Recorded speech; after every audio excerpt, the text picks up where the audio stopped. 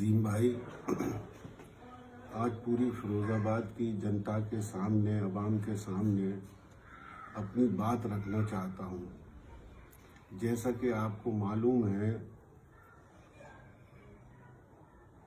कि अवाम की, जनता की आवाज़ उठाने के लिए और समाजवादी पार्टी के लिए संघर्ष करते हुए एक मुकदमे में मुझे 10 साल की सज़ा सुनाई गई। मुझे जेल भेज दिया गया और 19 महीने मैंने जेल में काटे। 19 अगस्त 2021 को मैं जेल से बाहर निकला। मेरी बहुत बुरी हालत हो गई थी। 20 किलो मेरा वज़न कम हो गया था, चेहरा काला पड़ गया था। जेल से निकलने के बाद आप लोगों ने बहुत प्यार दिया, इस्तकबाल किया, मेरा मालाएं डाली। 28 अगस्त को हमारे घर पर श्री अक्षय यादव जी आए और उन्होंने पार्टी में शामिल होने के लिए कहा। फिर मुझे दिल्ली बुलाया गया। दिल्ली में मैंने उनसे अनुरोध किया कि मैं चुनाव लड़ना चाहता हूं, अगर आप मुझे चुनाव लड़ाएं तो मैं पार्टी में शामिल हो सकता हूं। फिर दोबारा मुझे दिल्ली में बुलाया, मीटिंग हुई और मुझसे वादा किया कि हम आपको चुनाव लड़ाएंगे, आपको या आपकी पत्नी को।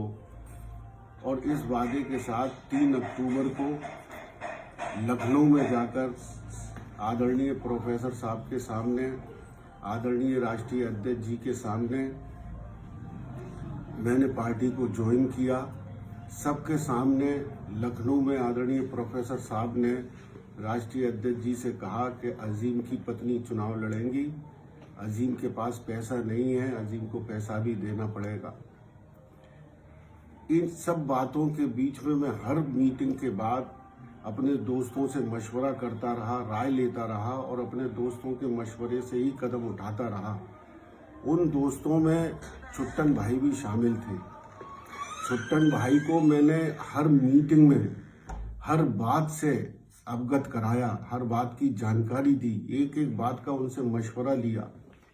अब ये छुट्टन भाई का जो एपिसोड शुरू हुआ वो मोबाइल पे पोस्ट डलने से शुरू हुआ।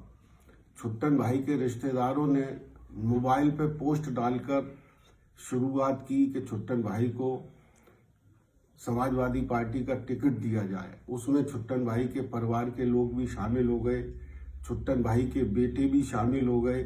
हम वक्त वक्त पे छुट्टन भाई से गुजारिश करते रहे कि छुट्टन भाई ये क्या हो रहा है। छुट्टन भाई ने कहा ये बच्चे हैं, ऐसे ही कर रहे हैं। हमारे सामने छुट्टन भाई उन लोगों से मना करते थे कि ऐसा मत करो, लेकिन अगले ही घंटे में एक नई पोस्ट आ जाती थी। दोस्तों ने भी छुट्टन भाई से मशवरा किया, उनसे कहा कि ये गलत हो रहा है, 2 दोस्तों के बीच में दरार डाली जा रही है। और छुट्टन भाई हमेशा कस्में खाते रहे, मना करते रहे कि मेरी इसमें कोई मंशा नहीं है, ये बच्चे कर रहे हैं। हमारे सामने उनको वो समझाते भी थे, डांटते भी थे, लेकिन उसका असर नहीं होता था और पोस्टों पे पोस्टें डलने लगती थी। एक हमारे दोस्त हैं जो छुट्टन भाई के भी दोस्त हैं, उन्होंने छुट्टन भाई से कहा, छुट्टन भाई इन सब चीज़ों को रोको, आपके होर्डिंग भी छप गए हैं और कुछ दिनों में होर्डिंग भी लगने वाले हैं। हमने भी छुट्टन भाई से गुजारिश की कि जानकारी मिल रही है कि आपके होर्डिंग लगेंगे, मेहरबानी करके इनको रोकिए, क्योंकि आप ये कहते हैं कि आपकी कोई मंशा नहीं है चुनाव लड़ने की। उन्होंने कहा हम कोशिश करते हैं, लेकिन कहने के बाद भी होर्डिंग लग गए, पोस्टर लग गए और वो दोस्तों के बीच में यही कहते रहे कि इसमें मेरी कोई मर्जी नहीं है। मैं कसम खा के कहता हूँ इसमें मेरी कोई मर्जी नहीं है। लगातार कस्में खाते रहे। जिन लोगों के सामने उन्होंने कस्में खाई उसमें डॉक्टर ज़ैद खान साहब, जनाब मोहम्मद आरिफ अब्बासी साहब, हमारे दोस्त हैं मित्तल साहब, एक दोस्त हैं हमारे जो सरकारी नौकरी में हैं, मैं उनका नाम इसलिए नहीं लेना चाहता क्योंकि वो सरकारी नौकरी में है, लेकिन वो ऐसे इंसान हैं कि जब ज़रूरत पड़ेगी वो गवाही देने के लिए सबके सामने आ जाएंगे। ये लगातार सिलसिला 2 महीने तक चलता रहा। दोस्त लोग बैठकें करते रहे। उनकी मर्जी, उनकी मंशा सिर्फ ये थी कि दो दोस्तों के बीच में कोई दरार ना आए, क्योंकि छुट्टन भाई हमेशा कस्में खाकर मना करते थे कि इसमें मेरी कोई मर्जी नहीं है, मैं कोई टिकट नहीं मांग रहा हूँ। ये सिलसिला लगातार चलता रहा और 14 जनवरी को नगलाबरी पे उनका ऑफिस खुलने का, उनका कार्यालय खुलने की शुरुआत हुई। डॉक्टर ज़ैदे खान वहाँ गए, वहाँ छुट्टन भाई को उन्होंने बुलाया और पूछा ये क्या हो रहा है। बोले वैसे ही सफाई हो रही है, कुछ नहीं हो रहा। डॉक्टर ज़ैदे खान छुट्टन भाई को हमारे पास लेकर आए।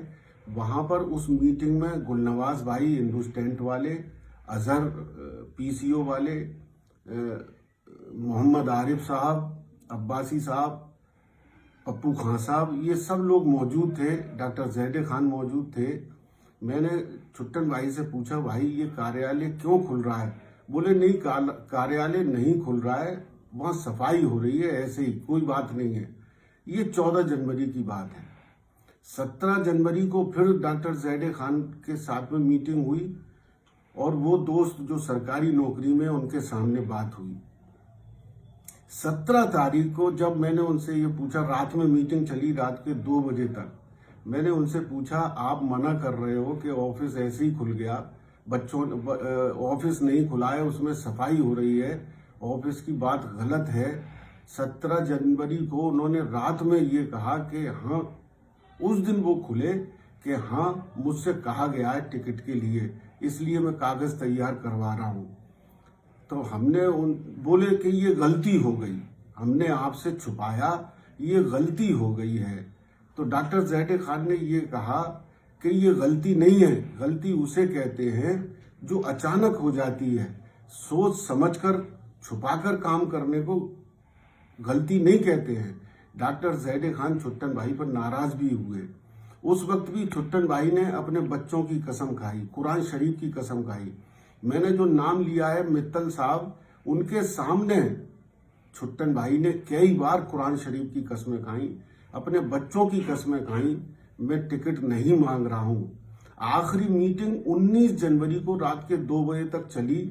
उसमें डॉक्टर ज़ैदे खान साहब थे और हमारे वो दोस्त जो सरकारी नौकरी में हैं वो भी थे। उस दिन छुट्टन भाई ने ये कहा कि मेरे 5 बच्चे मर जाएं अगर मैंने टिकट मांगा हो। मैं कुरान शरीफ की कसम खा के कहता हूँ कि मैंने टिकट नहीं मांगा, और अगर मैंने मांगा हो तो मेरे 5 बच्चे मर जाएं, ये लफ्ज कहे। ये गवाह हैं डॉक्टर ज़ैदे खान साहब और जो सरकारी नौकरी में हमारे दोस्त हैं वो। भाई ये पूरा मैंने बहुत कम लफ्जों में, बहुत कम वक्त में पूरी रूदात सुनाई है।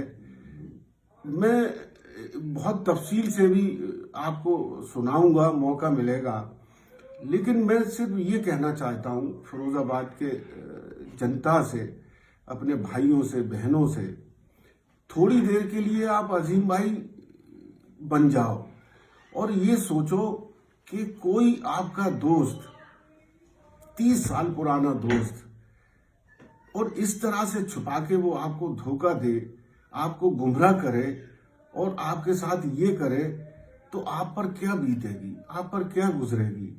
इन मीटिंगों में जब लगातार बातें हो रही थी तो मैंने कई बार, दसियों बार छुट्टन भाई से ये कहा, छुट्टन भाई मैं जब जेल से निकल कर आया था तभी आप मुझे अगर बता देते कि आपकी मंशा है चुनाव लड़ने की, तो खुदा की कसम मैं आपको चुनाव लड़ा देता।